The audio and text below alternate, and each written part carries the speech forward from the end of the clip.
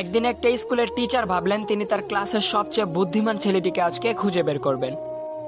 তারপর ক্লাসে থাকা সমস্ত ছেলেদের দিকে উদ্দেশ্য করে স্যার বললেন, এখানে এমন কে আছো যে নিজেকে সবচেয়ে বুদ্ধিমান মনে করো? তিনটি ছেলে হাত তুলে দাঁড়ালো, বলল, স্যার আমি সবচেয়ে বুদ্ধিমান। স্যার বললেন, আমি একজনকে বেছে নিতে চাই, অতএব তোমাদের একটা ছোট্ট পরীক্ষা দিতে হবে।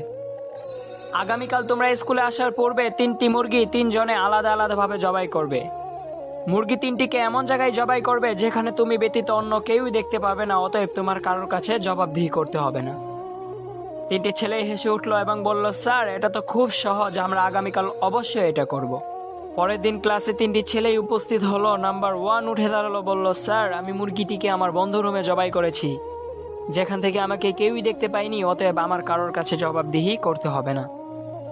এভাবে নাম্বার 2 উঠে দাঁড়ালো, বলল, স্যার আমি মুরগিটিকে আমার বাড়ি থেকে অনেক দূরের একটি জঙ্গলে জবাই করেছি, যেখানে আমি ছাড়া অন্য কেউই দেখতে পাইনি, দিনের বেলায় ভয়ে কেউ প্রবেশ করে না, অতএব আমার কারোর কাছে জবাবদিহি করতে হবে না।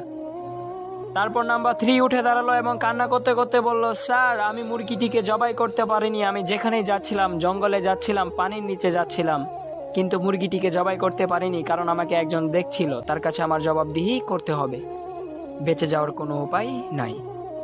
কার কথা বলছিল? কার কথা বলছিল আপনারা জানেন? আল্লাহ, আমাদের সৃষ্টিকর্তা, আমাদের রব, আমাদের মালিক আল্লাহ। ঠিক তেমন অবস্থা আমাদের। আমরা অনেক চালাক। আমরা যখন কোনো পাপ কাজে লিপ্ত হই, ডানে তাকাই, বামে তাকাই, সামনে তাকাই, পেছনে তাকাই, কিন্তু উপরে তাকাতে ভুলে যাই। যদিও উপরে তাকালে আমরা কাউকেই দেখতে পাই না, কিন্তু আমরা তো বিশ্বাস করি আমাদেরকে দেখছেন কে? আল্লাহ। আমাদের মনের কথা জানেন কে? আল্লাহ।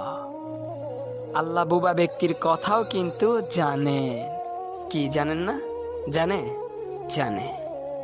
অতএব সকাল থেকে দুপুর, দুপুর থেকে সন্ধ্যা, সন্ধ্যা থেকে গভীর রাত, যেখানেই যা কিছু করছেন, যদি একবার ভেবে দেখেন যে উপরওয়ালা আমাদের ঠিক এইভাবেই দেখছে, তাহলে খোদার কসম আপনি আপনার অবস্থান পরিবর্তন করে ফেলবেন, শুধুমাত্র আল্লাহর ভয়ে। আসসালামু আলাইকুম ওয়া রাহমাতুল্লাহি ওয়া বারাকাতুহু।